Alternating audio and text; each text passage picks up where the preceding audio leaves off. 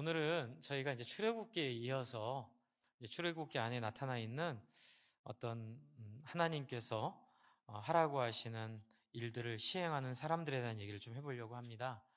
우리 지난주까지는 여러분 기억하시듯이 하나님을 경험한 사람의 찬양을 저희가 좀 생각을 했죠. 여러분, 우리가 하나님 만나야 됩니다. 하나님 만나셨습니까? 어떻게 해요? 이 자리에 있으면 되는 거예요. 어떻게 해요? 그냥 마음을 열고 하나님 말씀을 들으면 됩니다. 그냥 우리가 할 일은 그냥 수동적으로 하나님 하신 말씀을 듣고 반응하면 돼요. 그러면 어느새 우리는 지난주에 나눴던 그 찬양처럼 적극적으로 하나님을 기뻐하고 하나님을 찬양하고, 그래서 우리가 늘 배우는 그 웨스터민스터 신앙 고백에 있는 것처럼 우리의 첫 번째 됨의 목적이 무엇이뇨? 하나님을 기뻐하고 그분을 즐거워하며, 그렇죠? 그분을 영광스럽게 만드는 것이라는 것이 아주 어려운 일이 아니라 너무너무 쉬운 일임을 깨닫게 됩니다. 저는 여러분이 그 일을 다 경험하기를 바랍니다. 이제 오늘은 그렇게 하나님 부르신 이스라엘 백성들을 향하여 이들을 당신의 일에 껴주시는 이야기를 좀 나누려고 합니다.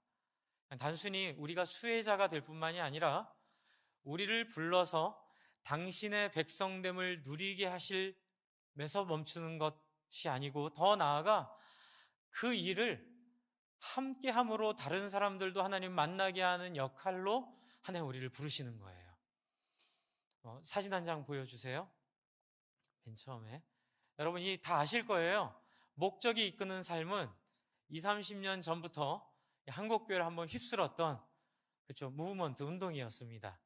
이제 여기에서 셀 모임이 나왔고 또 목장 모임이 시작되기도 했죠. 여러분도 하셨을 거고요. 저도 열심히 정말 밤잠을 줄여가면서 40일 동안 열심히, 제가 담당자였거든요.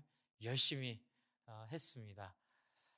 목적이 없는 삶이 얼마나 허무하고, 신앙조차도 목적이 없어질 때에 제가 지난주에 말씀드렸던 무당신앙, 그냥 종교적 생활, 그러다 보면 교회에서 다툼이 일어나고 교회가 재미없어지고, 그러다 보면 교회가 재미없어지니까 뭘 하죠? 교회에서 자기 영광을 취하게 되죠. 그래서 명예를 찾게 되고, 그러다 보면 목사는 목사대로, 성도님들은 성도님대로 우리에게 주어진 직분을, 그 직분의 목적을 따라 우리가 누리는 게 아니라 그 직분을 잘못 이용하고 직분을 가지고 자기의 영광을 찾게 되고 다른 사람을 아프게 하는 그런 부작용들이 나오게 돼 있습니다. 그래서 뭐가 중요하다고요? 목적이 중요하다고요. 목적이. 그런데 또 한 20, 30년 됐나요? 20년 됐나요? 어떤 정치인이 들고 왔더니 저는 정말 이 근대 한국 사회에서 가장 아름다운 카피 중에 하나라고 생각합니다. 한번 읽어볼까요? 시작. 저녁이 있는 삶. 들어보셨어요?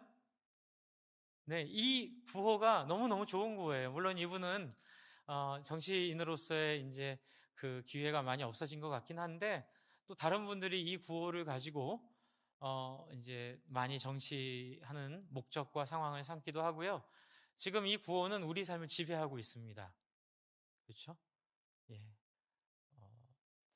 일할 때 그 일이 주는 보람도 있지만 일을 즐기면서 하고 싶어하는 우리의 본능, 본성을 자극을 하죠.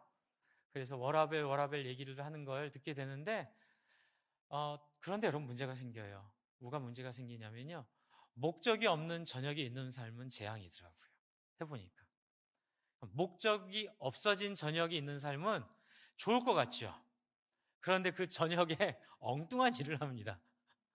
목적을 잃어버리고 저녁을 갖게 되면 그 저녁을 잘 못 써요. 처음에는 잘 쓸 것 같은데 결국에는 잘못된 도박이나 놀이나 중독이나 또 잘못된 길로 가게 되는 것 같아요. 그래서 사람들이 돈을 벌고 자기의 삶에 여유가 생기고 저녁이 있는 삶이 생기면 가정에 문제가 생기고요. 호주에서 그런 걸 많이 봤죠. 와서 열심히 일해서 돈 좀 벌면 틀림없이 가는 길이 이제 변호사한테 이혼 상담하러 가는 것들을 너무 많이 봤어요. 그리고 작은 사회니까요, 도박장에 많이 가는 걸 보고요, 또 약물에 많이 빠지는 걸 보고요. 한국 사회는 뭘까요? 네, 돈 중독에 많이 빠집니다. 그래서 이걸 왜 버는지 모르는 상태에서 막 돈만 추구하다 보면 그게 어느 편에서는 불륜과 비슷한, 이렇게까지 표현해 죄송한데요. 도박과 비슷한, 약물 중독과 비슷한, 이게 황금 중독에 걸려가지고요. 그냥 돈만을 위해서 모든 삶의 에너지를 쓰게 되는 이제 그런 모습들을 가지게 돼요.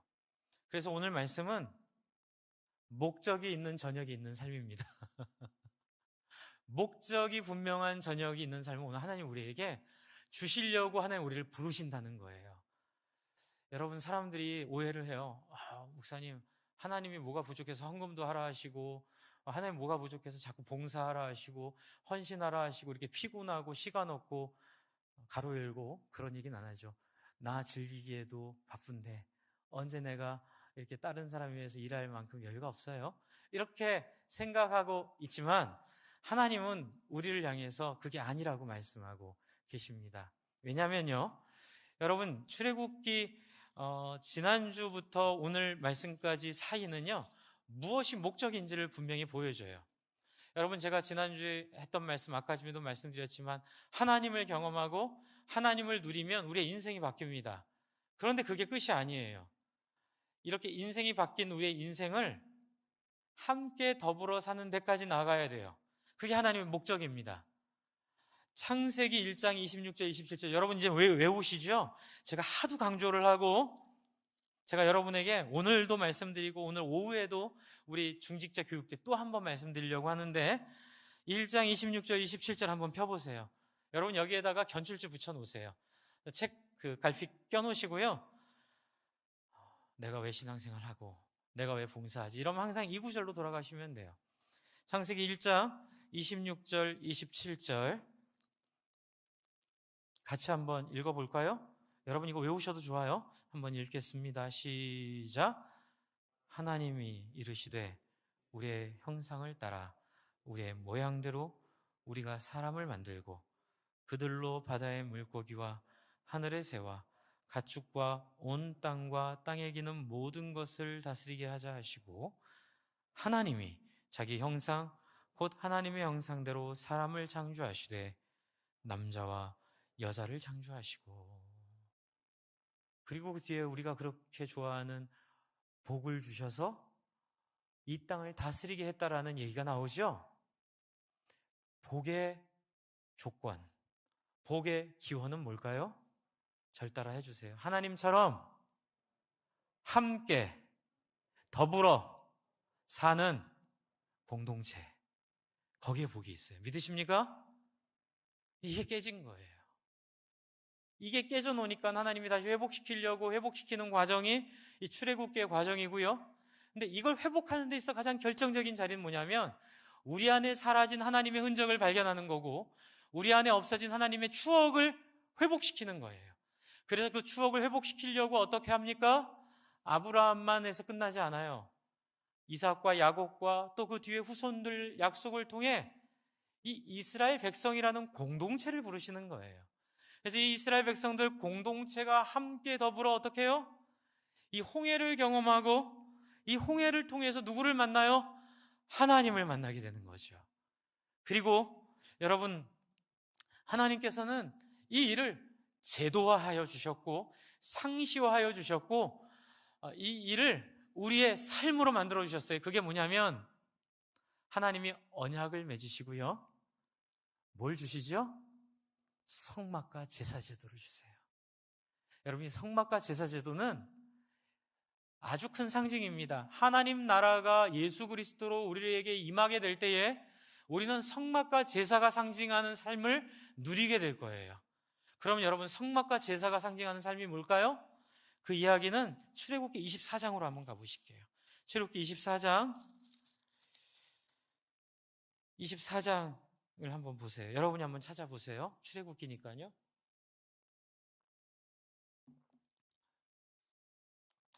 출애굽기 24장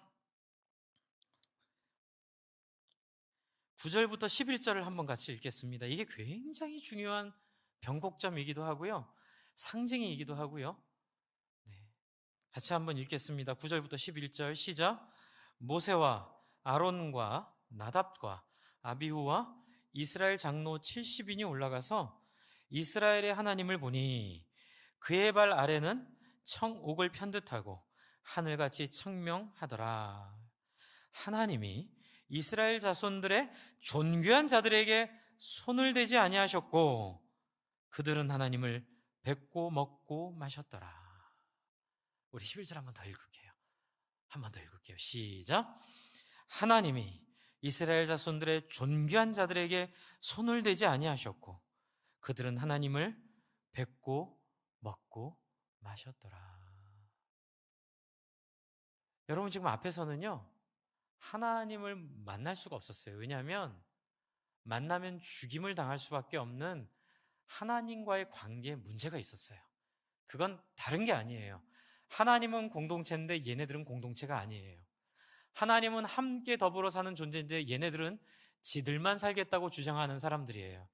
하나님은 이들을 용서하실 수가 없었어요. 왜냐하면 이들이 하고 있는 자기 중심적 삶은 죽음으로만 갚아질 수 있는 죄이기 때문에 그래요. 하나님이 용납할 수 없는 모습이에요. 그런데 하나님이 어떤 일을 하시죠? 이스라엘을 불러서 2번 다짐을 받으세요. 출애굽기 19장에 한 번, 약혼식입니다. 야, 나 이렇게 대단한 하나님이야. 너희 나 믿어줄래? 너희 나 따라줄래? 너희 내가 하라는 대로 한번 해볼래? 그럼 너희는 제사장 나라 왕 같은 왕 그리고 거룩한 내 소유가 될 거야. 거룩한 백성이 될 거야. 하나님이 이렇게 제안하시니까 이스라엘 백성들이 뭐 해보지요. 아멘 했어요. 근데 그게 끝이 아니에요. 19장부터 24장 사이에 또 뭐가 있냐면요. 한 번만 더 생각해봐. 너희가 생각하는 것보다 훨씬 더 어려울 수 있어. 그러면서 하신 얘기가 십계명. 그리고 하나님이 좋아하는 거 싫어하는 거 막 얘기해 주시죠. 하나님은 고아와 과부를 돌보는 거 좋아하시고 혼자 욕심 부리면서 막 이렇게 독식하는 하나님이 저주하시고 그런 하나님이 싫어하시고 자기 혼자 살려고 하는 자들은 하나님이 멸망시키시고 그래서 공의를 이루고 정의를 이루고 함께 더불어 사는 삶에 대한 도덕적 모습을 많이 얘기해 주세요. 너희 그런데도 정말 할 수 있겠어? 그러자 이스라엘 백성들이 네 라고 얘기합니다. 그게 24장 3절이에요. 24장 3절을 한번 같이 읽어볼게요. 24장 3절 24장 3절입니다. 시작. 모세가 와서 여호와의 모든 말씀과 그의 모든 율례를 백성에게 또 전하매 그들이 한 소리로 응답하여 이르되 여호와께서 말씀하신 모든 것을 우리가 준행하리이다. 이제 이게 결혼식에 신랑은 신부를 뭐로 맞는 거죠? 아내로 맞는 거죠? 제가 요즘 이상해졌어요. 머리가. 신랑은 신부를 아내로 맞아.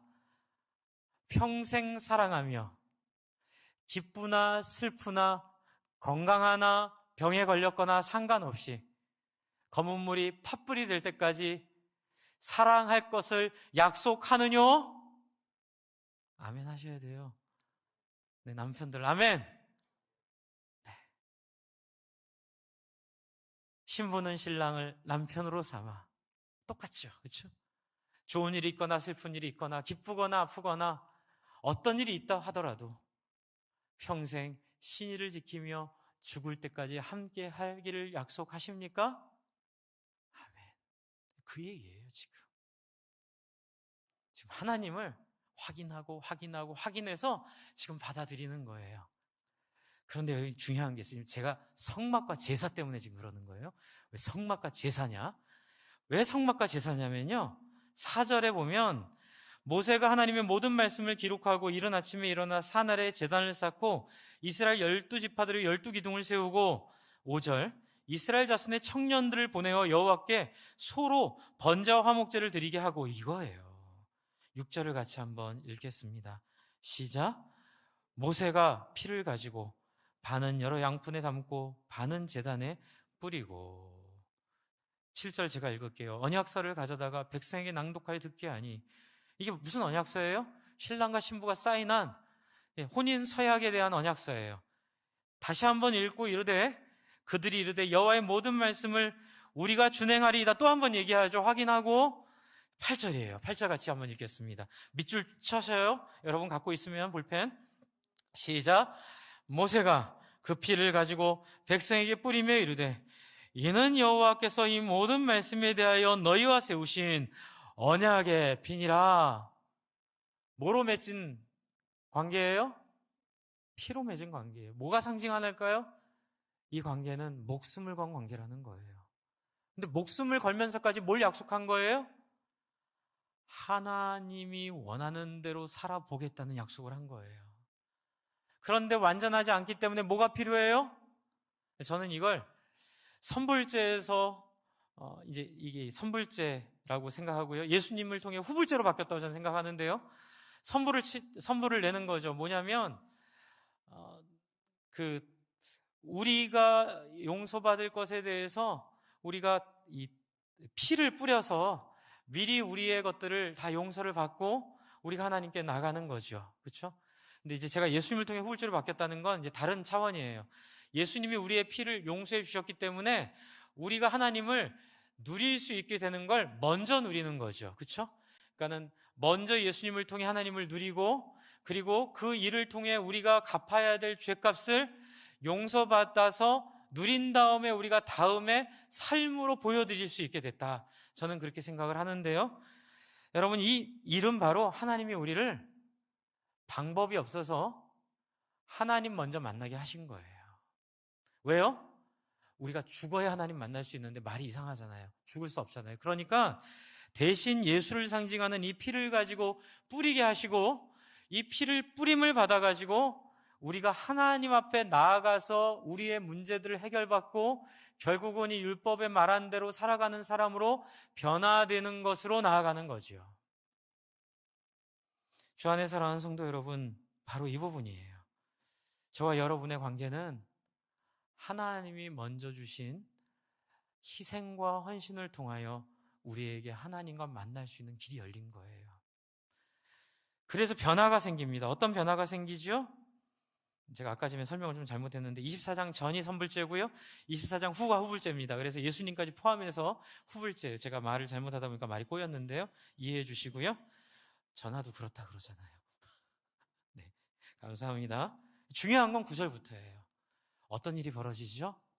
이전에 만날 수 없었던 하나님을 이제 만나게 된 거예요. 이전엔 삶을 먼저 살았어야 되는데 삶을 먼저 살 수가 없으니까 하나님 못 만났잖아요. 그러니까 이제는 먼저 값을 지불해 주시고 우리가 하나님을 만나면서 삶을 살아가는 것을 하나님 인도해 주시는 거죠. 그래서 여러분 9절 10절 제가 아까 말씀드린 것처럼 아론과 나답과 야비오와 장로 70인이 올라가서 11절 제가 아까 전에 너무 강조했죠. 이들 뭐라고 부르세요? 한 번만 따라해 주세요. 이스라엘 자손들의 종교한 자들에게. 저는 정말 여기에 너무너무 큰 감동이 있는 거예요. 손을 대지 아니하셨고 뭐 때문에? 값을 이미 치른 것으로 여겨주셔가지고 그게 제사예요. 제사를 그렇게 해서 주신 거예요. 옛날에는 값을 안 치르면 들어갈 수 없어요. 선불을 치러야만 들어갔는데 이제는 값을 치렀기 때문에 이제는 들어갈 수 있어요. 그리고 예수 그리스도로 우리는 이 후불된 이 하나님의 교회를 삼아 살 수 있는 거죠. 먼저 만나게 하신 거예요. 그래서 그들은 하나님을 어떻게 해요? 뵙고 먹고 마신 거예요. 할렐루야. 여러분, 이게 제사제도예요. 제사제도는 방법이 없어서 하나님과 만나게 하기 위한 하나님의 헌신이고 하나님의 자기 드림이에요. 여러분, 그렇다면 이렇게 해서 하나님과 먹고 마시면 뭐가 필요해요? 산에서 먹고 마셔요? 아니죠. 산에서 먹고 못 마시죠. 그러니까 성막이 필요한 거예요. 하나님과 교제할 수 있는 신방, 하나님과 교제할 수 있는 공간이 필요한 거예요. 그래서 그곳에서 어떻게 합니까? 하나님의 예수를 상징하는 이 제사제도를 통하여 우리에게 먼저 우리의 죄를 용서하시는 상징으로 피로 우리의 죄를 용서하신 다음에 우리는 그 신방에 들어가서 하나님을 배워가며 누구를 닮아가게 돼 있어요? 하나님을 닮아가게 돼 있어요. 제가 어려우실까 봐 자꾸 반복하고 쉽게 설명하려고 하니까 이해해 주세요. 빨리 깨달은 분들은 짜증내지 마세요. 근데 늦게 깨닫는 분들을 위해서 자꾸 반복해야 됩니다. 왜 목사님이 똑같은 얘기 저렇게 또 하고 또 하고 또 하지? 그만큼 중요해서 그래요. 이게 이해되면 여러분 하나님이 보인다니까는요. 이게 이해되면 신앙의 새로운 길이 열린다니까는요. 이게 이해돼야 돼요. 하나님은 우리에게 이 제사와 성막을 통하여 하나님을 조건 없이 만날 수 있는 은혜의 길을 예수를 통해 우리에게 주셨습니다. 할렐루야. 우리와 이스라엘의 차이는 이스라엘 백성들은 혈통을 통해서만 그게 가능했는데 예수를 통하여 혈통을 넘어서서 누구든지 예수로 이 제사를 삼은 사람들은 누구든지 이스라엘 자손과 같이 하나님을 뵙고 먹고 마실 수 있을 뿐만이 아니라 하나님 뭐라고 하시죠? 우리를 향하여 한번 따라해서 나의 존귀한 자여. 야, 이게 어떻게 가능해요? 하나님이 저와 여러분을 나의 존귀한 자여. 그래서 아가서가 정말 성경인 거예요. 거기 있는 그 깊은 사랑의 노래가 나의 사랑하는 자여, 나의 존귀한 자여. 여러분, 바로 이 제사를 통하여 성막이 상징하는 바가 공동체의 회복입니다. 그래서 교회의 영광은 바로 이 공동체에 있는 거예요. 그래서 하나님이 창세기 1장에 보여주셨던 그 영광스러운 창조의 꿈을, 아담으로 인하여 무너진 꿈을 다시 회복하는 과정에 정말로 중요한 절차가 이 제사를 통하여 성막에 살 수 있게 되는 거죠. 이해되시죠? 그래서 제사를 통해야만 하나님을 만날 수 있고 하나님 만나면 함께 살아야 되는 거예요. 바로 이게 우리를 구원하신 하나님이 주신 사인이고 상징입니다. 여러분, 저와 여러분이 왜 교회를 섬기나요? 저에게 주신 사명이기 때문에. 그것도 맞지요? 여러분이 예수님을 믿고 이 땅에서 행복함을 하나님께 누렸기 때문에 맞지요? 때로는 또 천국 가고 싶어서 맞는 얘기예요. 그런데 아직은 많이 재미는 없어요. 천국 가기 위해서 뭐 내가 받은 사명이니 이런 거는 그냥 그 격가지 정도예요. 여러분, 정말이 뭘까요? 이 나라를 깨달은 거예요. 하나님을 만난 거예요. 그리고 새로운 꿈을 꾸게 되는 거예요. 여러분, 우리가 이 섬기는 이 교회 제도가, 이 교회 공간이 많은 사람들을 하나님 만나게 하여 그들의 인생의 결정적인 사건들이 바뀌고 그들의 삶이 운명이 바뀌어서 참 행복을, 참 보람을, 참 만족을, 그래서 목적을 찾는 인생으로 만드는데 우리가 역할을 하는 거예요. 할렐루야. 여러분, 그 일에 부름받은 게 바로 우리예요. 왜요? 지금 뒤에 보시면, 쭉 읽어보시면 성막 이야기 뒤부터 계속 성막은 어떻게 만들고, 그리고 번제단은 어떻게 만들고, 뜰은 어떻게 구성하고, 등불기름 어떻게 만들고 하다가 28장 1절을 한번 펴보세요. 28장 1절에 그 하드웨어 안에 들어갈 소프트웨어를 하나님이 지금 깔아주시는 거예요. 그게 뭐냐면 28장 1절을 같이 한번 읽을게요. 시작. 너는 이스라엘 자손 중 내 형 아론과 그의 아들들 곧 아론과 아론의 아들들 나답과 아비후와 엘르아살과 이다마를 그와 함께 내게로 나아오게 하여 나를 섬기는 제사장 직분을 행하게 하되. 이렇게 되어 있죠. 다 준비시켰어요. 성막도 준비시키시고 다 준비시켰는데 여러분, 거기에 뭐가 필요해요? 소프트웨어가 필요해요. 하나님과 이스라엘 백성들이 만나는데 작용하게 해야 될 소프트웨어가 필요한데 이 소프트웨어를 누구를 삼으신 거예요? 사람을 삼으신 거예요. 누구를 삼으셨어요? 사람을 그 소프트웨어로 삼으셨어요. 제가 이걸 왜 강조할까요? 여러분, 제가 여쭤볼게요. 하나님 전지전능하시죠? 믿으십니까? 돌들로도 하나님이 일을 할 수 있어요. 아멘? 그런데 그 하나님 뭐가 아쉬워서 굳이 아론을 부르셨을까요? 여러분, 아론은 뒤에 보시면 제가 지난주 금요일날 설교했거든요. 아론이요 되게 부족해요. 말만 잘하지.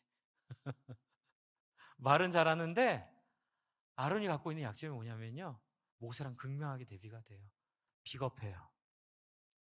그리고 자기만 생각해요. 여러분, 금송아지 사건을 여러분 나중에 금요일 설교 한번 들어보세요. 금송아지 사람들이 자기들 잘해주는 거 준비하느라고 늦게 내려오는 줄 꿈에도 생각 못하고 불안해가지고 아론한테 막 뭐라고 해요. 그러니까 아론이 심장이 약해가지고 여론에 약해서 여론에 휩쓸려 버려요. 그래가지고 무서우니까 그래 만들자. 그래서 금송아지 만드는데 금 부어가지고 만든 다음에 제가 조각을 해요. 그래서 금송아지 만들거든요. 그런데 걸려요. 난리가 납니다. 모세가 막 뭐라 합니다. 어찌 이런 일이 가능하냐고 뭐라 하니까 뭐라고 얘기하냐면요. 금을 던졌는데 송아지가 튀어나온 것 뿐이에요. 이렇게 얘기하는 거예요. 자기가 다 만들어 놓고.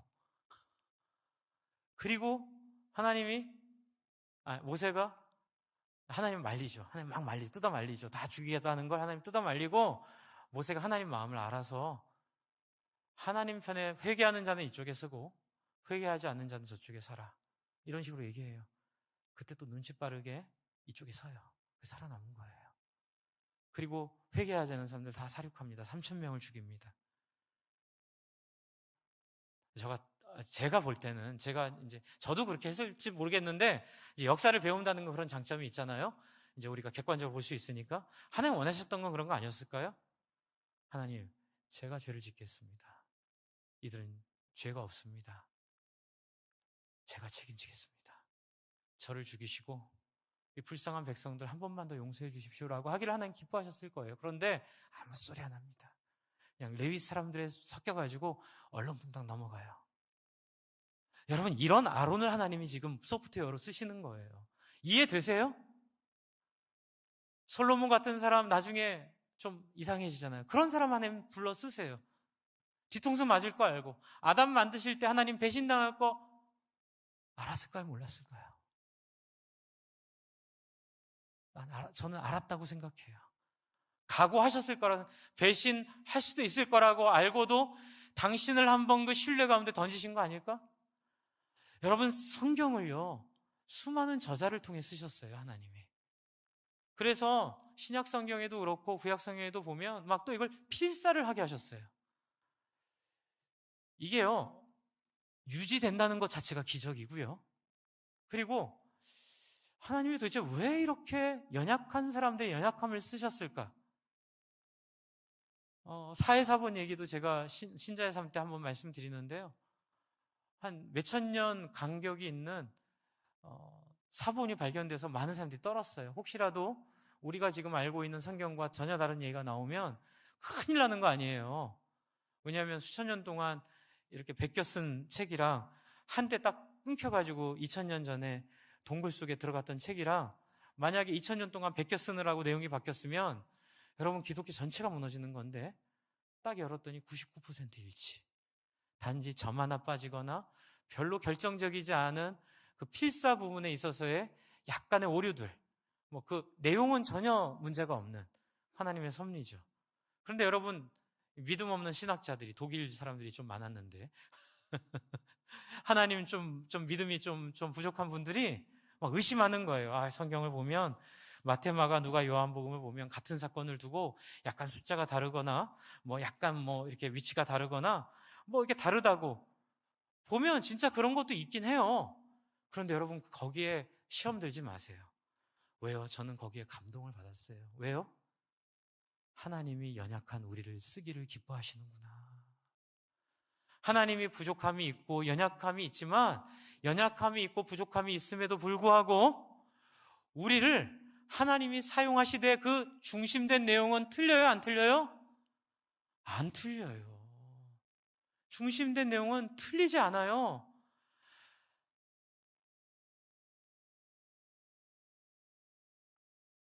누가가 경험했던 인상적인 일이 있었고요.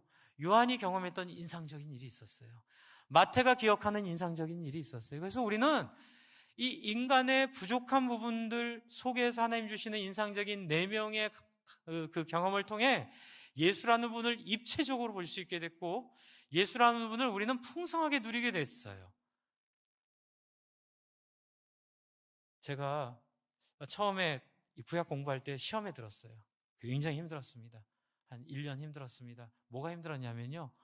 이 모세오경이 고대 근동에 있었던 이 하나님 모르는 지역, 그 함무라비 법전 같은 그런 주변에 있는 법전의 틀과 비슷한 거예요. 나는 이게 하나님의 독창적인 작품이라고 믿었는데 이상한 거예요. 연구를 하면 할수록 주변에 있는 그 법전이나 이런 것들을 마치 따왔다고 공격을 받아도 참 할 말이 없을 만큼 이걸 그러면 함무라비 법적을 베꼈나? 막 시험에 들었는데 나중에 딱 깨달은 거 있죠. 저희 교수님이 그걸 잘 인도해 주셨는데요. 여러분, 우리한테 우리가 모를 언어로 얘기하면 우리가 잘 알아들어요? 못 알아들어요? 여러분한테 이 사회에서 통용되지 않은 방법으로 여러분한테 하나의 말씀을 전하면 여러분 우리가 이해해요? 못해요? 못하죠? 그 당시 사람들이 가장 잘 이해할 수 있는 법전의 형식을 쓰되 내용은 매우 독창적이에요. 이 내용은.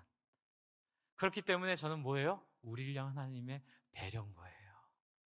그래서 기존에 있는 틀들을 사용하셔서 또 인간이 가지고 있는 이 부족함에도 불구하고 인간의 순종을 사용하셔서 공격받고 오해받을 줄 알면서도 하나님은 성경을 우리에게 주셨고 이 성경을 통하여 저를 한번 따라해주세요. 사랑과 함께 일하시기를 기뻐하시고 원하시는 하나님. 제가 지금 무슨 말씀하시는지 아시겠어요? 하나님은 좀 고생해도 부족해도 아론이 그런 사람인 거 아시겠죠? 아셔도 하나님의 일에 함께 하는 걸 더 중요하게 여기시는 분이세요. 할렐루야. 혼자 하는 거 의미가 없으셔서 우리 만드셨어요. 혼자 마음대로 하려면 우리 창조하지도 않으셨을 거예요. 하지만 하나님은 부족하고 연약하고 배신할지는 배신할 수도 있겠지만 어찌해서라도 설득하고 섬기고 꼬매고 붙잡고 용서하고 가르쳐서 하나님 닮은 사람으로 기어코 만들고야 말겠다는 그 하나님의 열심, 그게 바로 예수를 이 땅에 보내신 그 사랑이에요. 그래서 28장에 아론을 부르시는 거예요. 아론을 부르시는 거예요. 저는 안 돼요, 하나님. 아론은 안 돼요. 아시잖아요. 뒤에 보면 아시잖아요. 저렇게 비겁한데, 저렇게 무책임한데 희스기야 안 돼요, 하나님. 어떻게 되는 줄 아시잖아요. 사울 안 돼요. 다윗도 안 돼요. 하나님이 너도 안 돼, 이놈아. 여러분, 하나님은 다 알고도 기회를 주시고 우리를 알고도 품으시고, 그리고 그 영광스러운 자리 28장 1절에 아론과 그의 아들들, 아론의 아들들, 이들을 하나님이 세우셔서 28장 2절에 보세요. 내 형 아론을 위하여 거룩한 옷을 지어 영화롭고 아름답게 할지니. 여러분, 이 상황이 어떤 상황인 줄 아세요? 지금 밑에서 꿍시렁꿍시렁 거리고 있는 상황이에요. 와, 모세 왜 안 오지? 우리를 버렸나? 그러면서 어쩌면 이 시점에 송아지 만들고 있는 시점일 수도 있어요. 그런데 하나님은 하늘 위에서, 아니 시내산 위에서 모세하고 무슨 작전 세우고 있는 거죠? 그 배신하고 있는 아론을 대제사장을 세워서 하나님의 영광스러운 일에 사용할 그 기회를 하나님 주고 계시는 거예요. 제가 금요일날 그런 설교 드렸죠. 하나님의 응답이 더디 온다고, 내가 생각했던 것과 다른 삶이 나에게 왔다고. 하나님 다른 생각하고 있나? 하나님 혹시 날 사랑하지 않나? 내가 헛된 믿음을 가졌나? 또는 내 삶이 의미가 없는 건가? 이런 생각하지 말라고요. 왜요? 하나님은 틀림없는 분이세요. 할렐루야. 좀 늦어 보인다 하더라도 다 우리를 위하여 준비하느라 우리에게 그의 시간이 필요하기 때문에 그의 시간까지 우리를 훈련하느라고 안 주시는 것뿐이고, 훈련하느라고 고생하게 하시는 것뿐이고, 훈련하느라고 병 걸리는 걸 허용하신 것뿐이고, 훈련하느라고 우리의 삶을 고생하게 하신 것뿐이지, 하나님은 틀림없이 저와 여러분을 통하여 하나님의 나라를 함께 이루어 가고 싶어 하시는 분이세요. 그분을 믿으세요. 그분은 지금 그래서 저와 여러분 아론을 부르시는 거예요. 그래서 아론을 귀하게 옷을 입혀요. 28장에 보시면 이렇게 막 귀한 옷들을 입혀요. 사진 한번 보여주시겠어요? 그 대제사장 옷 세 번째 사진입니다. 네, 이 사진 여러분 보이실지 모르겠는데요. 이 대제사장의 옷을 보시면 머리에서부터 발끝까지 아주 정교하게 하나님이, 그래서 여러분 성경 읽을 때 이게 장애가 됩니다. 필사할 때도 이게 어렵습니다. 내용이 없으니까 졸리고요. 이게 도대체 무슨 얘기인지 몰라요. 그런데 이스라엘 사람들도 몰랐을 거예요. 그럼 하나님 왜 이런 거 복잡하게 이렇게 자꾸 이렇게 머리엔 뭘 쓰고 옷에는 뭘 꼬매고 보석은 어디다 붙이고 뭐 속옷까지 정해줍니다. 그리고 고일하고 속바지까지 정해주고요. 이렇게 일일이 다 얘기하셨을까요? 선악과랑 똑같은 겁니다, 여러분. 이거요. 선악과는요, 선악과가 중요하지 않고요, 선악과에 대한 하나님의 말이 중요해요. 여러분, 여기서 중요한 건 뭘까요? 네, 하나님이 하라는 대로 하는 게 중요한 거예요. 뭐 무슨 이슨 뭐 호박이든 뭐 보석 이름인데요.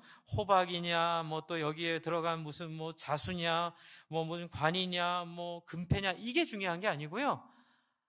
네 나름대로가 아니라 내 말을 귀담아 듣고 내가 하라는 그대로 하나씩 하나씩 하고 있는 것이 너무너무 중요한 거예요. 여러분, 군대 훈련 받을 때 훈련소에서 차렷 일중샷 뭐 앞으로가 뭐 이런 거 왜 시키는 줄 아세요? 전쟁터에서 총알 날아다닐 때 설명할 시간이 없어요. 엎드려 그러면 다들 엎드려야 돼요. 거기서 왜 엎드려야 되는지, 엎드리지 않으면 어떤 일이 벌어지는지 막 설득하고 납득시켜서 하면 다 죽어요. 나는 훈련소에 하는 훈련은 뭐냐면 의미 없는 훈련 같지만 엎드려 하면은 다 엎드리는 훈련을 하는 거예요.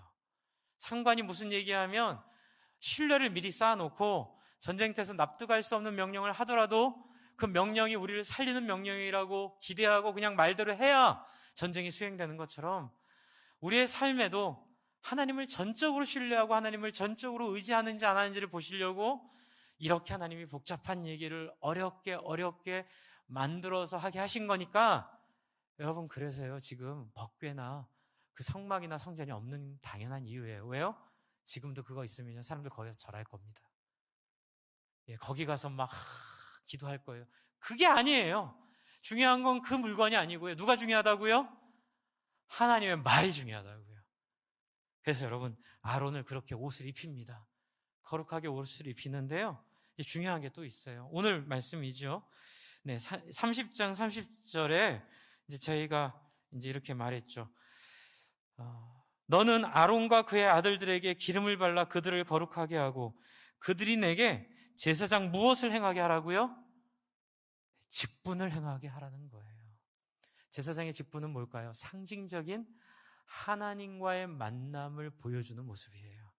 제사장이 보여주는 건 뭐냐면요, 하나님 앞에 어떻게 하나님 만날 수 있다? 거룩해 하나님 만날 수 있다. 그래서 거룩하게 하기 위해서 제사장이 회개 잘 안 하고 잘못하면요, 들어가서 죽어버립니다. 그래서 옷에 방울을 달아요. 살았나 죽었나 보려고. 그래서 이스라엘로 하여금 얼마나 하나님 앞에 진실하고 깨끗한지를 보여주는 역할을 대제사장이 상징적으로 한 거예요. 이 얘기는 뭘까요? 대제사장만 이렇게 하라는 걸까요? 아니죠. 모든 사람이 하나님이 이런 분이니까 그렇게 하나님을 여기라는 거예요. 여러분, 거룩을 많이 오해하시는데, 여러분, 거룩은 있어 보이는 것도 아니고요, 종교성도 아니에요. 한번 따라해주세요. 거룩은 진실한 것, 정직한 것, 친절한 것. 예. 거룩은요, 하나님 얼마나 친절하세요. 하나님 다 알아듣게 설명해 주시고, 여러분 언약하는데도요, 뭔 잔소리가 많아 그냥 따라와 이렇게 안 하세요. 설명하고 또 설명해 주고, 그래도 정말 사인할 거니? 너 정말로 그래도 해볼 거야? 라고 여러 번 물어보시고, 물어본 다음에 또 올라오지 말라고 하시고, 절차를 다 밟은 다음에 피를 뿌리게 해서 이 사람들이 뭘 느끼게 하죠? 이건 목숨을 건 약속이구나. 그리고 이 하나님이 우리에게 목숨을 거셨구나. 그리고 우리가 하나님께 나아가기 위해서 우리가 지은 죄에 우리의 생명을 내놔야 될 정도로 심각한 죄였구나 라고 인식하면서 하나님께 나오게 하는 거예요. 그래서 하나님 앞에 만나게 하는 일, 그 일을 위해 지금 아론이 부름받았습니다. 여러분, 그런데 많은 분들이 오해하세요. 목사님, 교회는 그런 지도자들, 그런 제사장들을 상징하는 이 목회자들을 통해서 교회가 이루어지면 되지요. 저희는 잘 따라갈게요 라고 오해를 하시는데 그건 정말 큰 오해입니다. 여러분, 첫 번째로 이 아론은 지금 있는 우리 목회자들과 약간은 다른 차원이에요. 제가 여쭤볼게요. 하나님께서 저와 여러분을 다 제사장으로 부르심을 믿으시기 바랍니다. 아시죠? 예, 고린도에도 그 베드로전서에도 얘기돼 있죠. 왕 같은 제사장, 거룩한 보배, 그렇죠? 그의 소유된 백성으로 우리를 삼으셨는데 그 얘기 어디 나오는 얘기예요? 출애굽기 19장에 나오는 얘기예요. 너희가 내 말을 잡고 내 언약을 지키면 너희는 내게 대하여 거룩한 나라, 제사장 나라, 하나님의 보배 될 것이다 라고 약속하신 거예요. 그러므로 여러분, 제사장은 다 여러분이 제사장이에요. 이제는 누구에게 제사를 맡길 필요도 없어요. 그러면 아론의 역할은 뭘까요? 이 시대의 아론의 역할은 그건 바로 말씀을 맡은 자로서의 역할이에요. 여러분, 앞에 한번 보여주세요. 그 땅 그림 한번 보여주세요.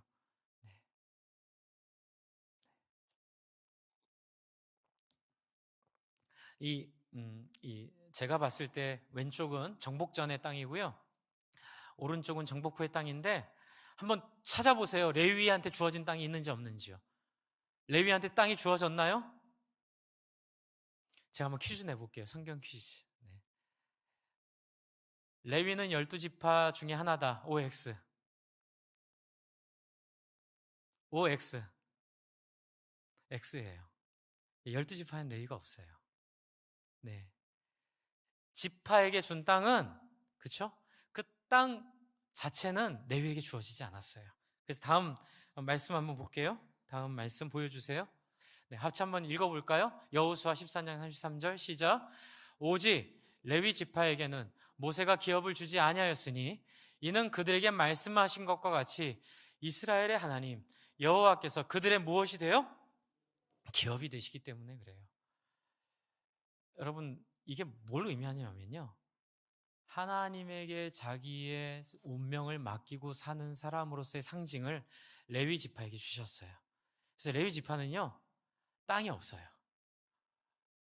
오직 유일한 희망은 뭐예요? 먹고 사는 희망은 하나님이에요. 그래서 현실적으로 어떻게 만드셨냐면 12지파가 10분의 1씩을 내서 뭐라 그럴까요? 이 헌물을 드리면 그걸 가지고 이들이 생활할 수 있었어요. 그런데 말라기 같은 경우에 보면요, 신앙이 무너지고 신앙이 사라지면서 이들이 11조를 안 내요. 레위인들이 그래서 뭐 하냐면요, 소작을 합니다. 나가서 소작을 하는데 문제가 어디서 생기는 줄 아세요? 성전 예배가 무너지기 시작해요. 소작을 하느라고 자기 땅을 일구고 하느라고 자기 먹고 사는데 신경을 쓰면서, 제가 아까 말씀드렸죠, 막 복잡합니다. 성전의 제사 제도도 그렇고 막 이런 뭐 장식도 그렇고 엄청 복잡한데 이런 것들을 대충 하기 시작해요. 그러면서 하나님께서 그걸 문제 삼는 거예요. 레위인들이 이렇게 하게 된 이유는 너희가 11조를 바치지 않았기 때문에 이렇게 되었고, 그래서 이제 제대로 된 11조를 하라는 얘기는 너희의 신앙의 우선순위를 성전 중심으로, 하나님 중심으로 다시 회복해야 된다라는 말씀을 하세요. 그래서 레위는 뭐예요? 잠수함의 새예요. 여러분, 옛날에 잠수함 탈 때 새 한 마리 항상 갖고 탄다고 하더라고요. 그래서 잠수함의 공기가 나빠지면 새가 먼저 죽는데요. 그래서 소위 말해서 이 생계를 하나님께 의탁하고 사는 사람들의 삶이 망가지거나 그들의 삶이 무너지기 시작하면 그것은 시대가 바뀌어서가 아니라 교회가 무너지고 있다는 상징이라는 걸 성경은 얘기하고 있고, 제가 호주 가서 배운 그 화랑개혁주의의 철저한 신앙의 근본에는 이 고백이 있어요. 그래서 호주 화랑개혁교회에서는요, 담임 목사의 생계를 유지할 수 없는 교회는 세워주질 않습니다. 그러니까 교인들이 헌신을 해서 목회자들의 삶을 유지할 수 있어야만 목회자가 말씀을 연구하고 말씀에 최선을 다해서 제대로 된 말씀을 전할 수 있다고 고백하기 때문에, 그래서 그런 교회는 허용을 해주지 않아요. 아직 안 쳐주셔도 됩니다. 좀 이따 제가 쳐달라 할 때 쳐주세요. 네. 너무 훈련을 잘 해주셔서. 네. 그래서 여러분, 제가 지금 드리려는 말씀은 뭐냐면요, 지금 우리 시대의 목회자들은 레위가 아니에요. 하지만 레위인들이 가졌던 상식사 하나 갖고 있어요. 그건 뭐냐면, 제사장은 아니되 교회를 위해 부름받은 전문 사역인으로 생계를 교회에 의지합니다. 그건 부끄러운 것도 아니고 그것은 잘못된 일도 아니에요. 중요한 거는 여러분의 헌신만큼 제 삶의 수준을 살 각오가 돼 있어야 돼요. 지하에 살아도 좋고 지상에 살아도 좋고 집이 있어도 좋고 없어도 좋아요. 그러나 그것은 교인들의 신앙의 수준만큼, 교인들의 신앙의 고백만큼 살 수 있다는 상징으로 여러분이 이해하시면 돼요. 지금 제가 이 말씀 드린 이유는 너무너무 중요한 포인트가 하나 있어서 그래요. 그건 뭐냐면, 말씀을 위해 부름받은 은사로 세워진 사람들이 교회의 사역자들이고요. 저희는 제사장이 아니에요. 결론은 뭘까요? 신분은 같고 은사가 달라서 직무가 다를 뿐이에요. 그리고 나서 지금 보려는 하는 이 구절 31절을 보세요. 31절 보시면, 여기 보시면 모세에게 말씀하여 이르시되 2절, 내가 유다 지파의 홀의 자손이요 우리의 아들인 부사세를 지명하여 부르고, 그리고 또 누굴 부르냐면요, 6절에 단 지파 누구를 불러요? 아히사막의 아들 누구요? 오홀리압을 세워. 사진 보여주세요. 예. 조장과 부조장으로 세운 거예요. 부장과 그분을 돕는 사람으로 누굴 세우냐면 레위인이 아닌 다른 땅을 받은, 그렇죠? 땅을 받은 유다 지파의 훌의 손자, 또 단 지파 아히사막의 아들 오홀리압을 하나님이 부르셔서 어떤 일을 하게 해요? 성전의 모든 기물과 심지어는 아론의 옷까지 다 만들게 해줘요.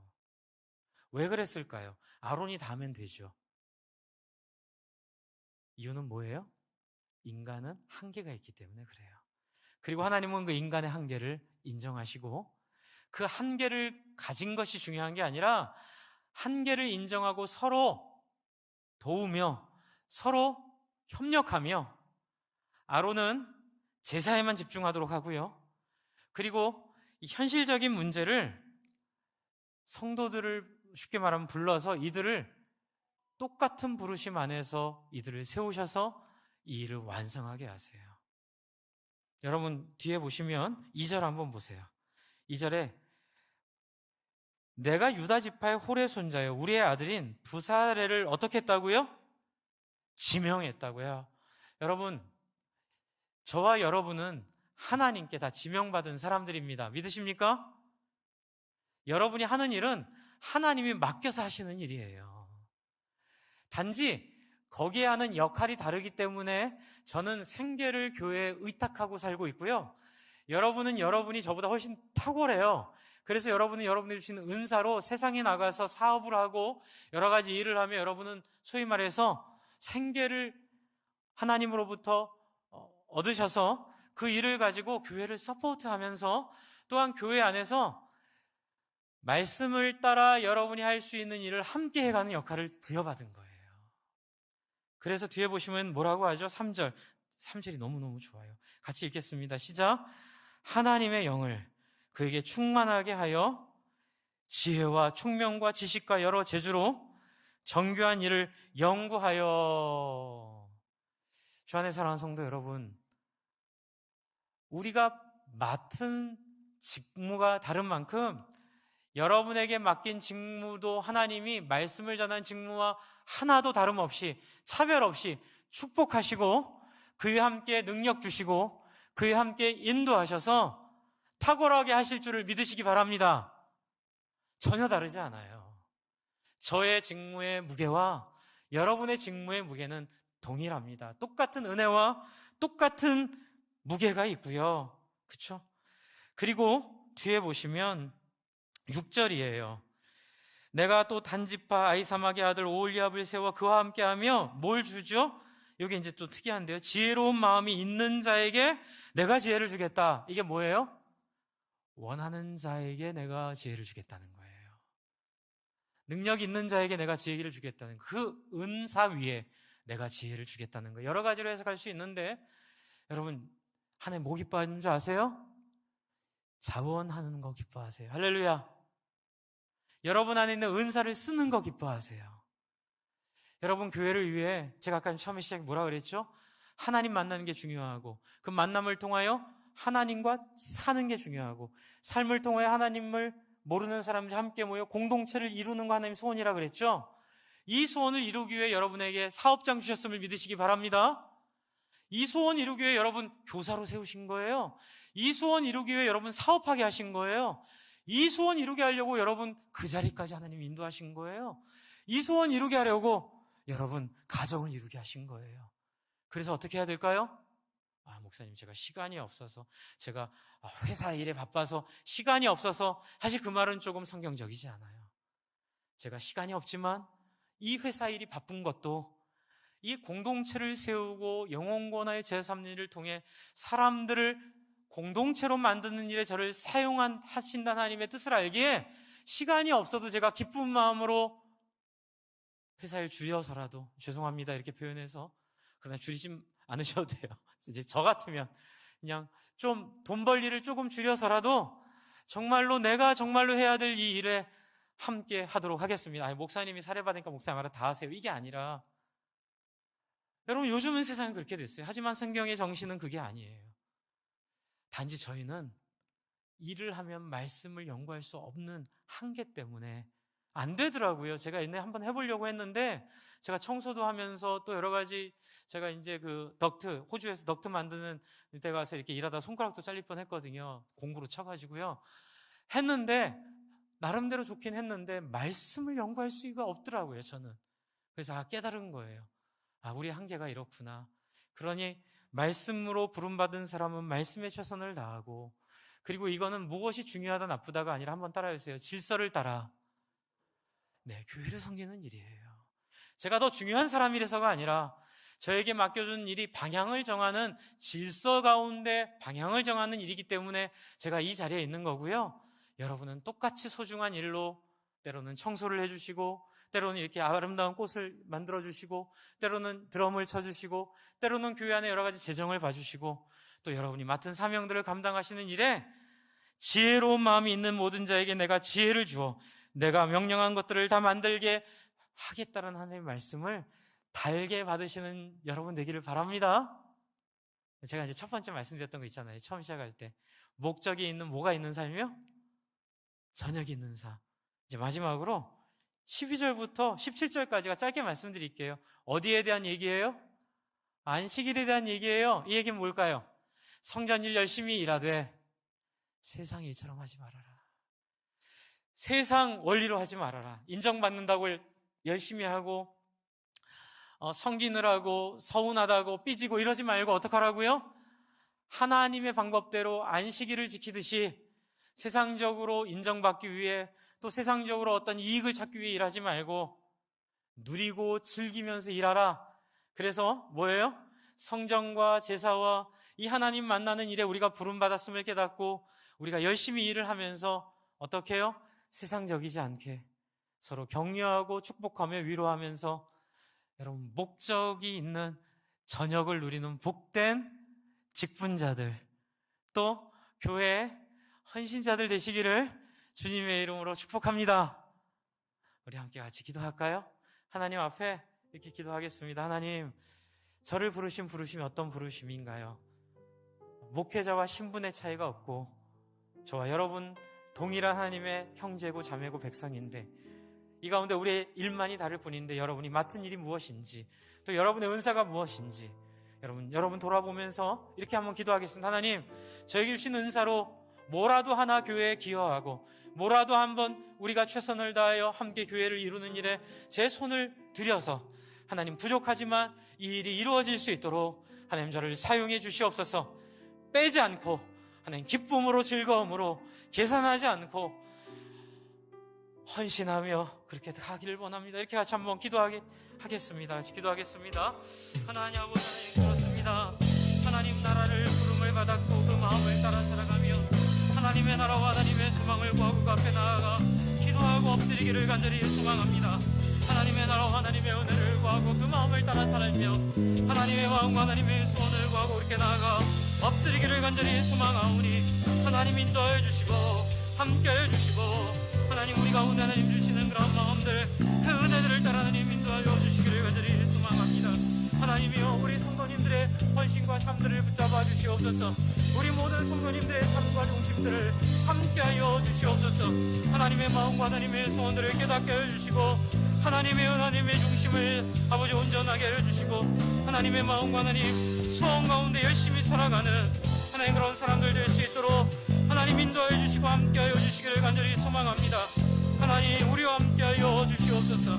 주의 나라와 은혜 가운데 하나님 엎드리게 하여 주시고 하나님 우리와 함께하여 주시옵소서. 하나님 아버지, 하나님 우리 가운데 하나님 말씀하여 주시며 하나님 우리 가운데 인도하여 주시옵소서. 함께하여 주시옵소서. 역사하여 주시옵소서. 하나님 그렇습니다. 우리와 함께하여 주시니 감사합니다. 또 우리를 불러주시니 감사합니다. 우리의 연약함 때문에 하나님 오해받을 것 감수하시고 우리같이 부족한 사람들 불러서 기꺼이 써주신다 하시니 찬양과 영광을 하나님께 돌려드립니다. 하나님 우리의 부르심은 각자 다릅니다. 목회자의 부르심이 더 큰 것이 아니라 선교사의 부르심이 더 영광스러운 것이 아니라 하나님 주님 앞에 자기의 자원함과 자기의 중심을 따라 같은 헌신을 하였습니다. 하나님 우리 성도님들의 헌신들 동일한 기쁨과 영광으로 축복하여 주시옵소서. 그 가치와 그 보람 동일하게 느끼게 하여 주시옵소서. 신분이 다르지 않고 우리의 역할이 다를 뿐이오니 서로가 서로를 원로 목사님 대하듯 높여주며 서로가 서로를 귀하게 여겨주고 서로가 서로를 사랑하고 존귀하게 여겨주는 놀라운 영광. 그래서 우리 교회 오는 사람들은 다 왕처럼 대우받고 사랑받고 귀하게 하나님 품어지는 놀라운 영광으로 하나님 축복하여 주시옵소서. 예수님 이름으로 기도합니다.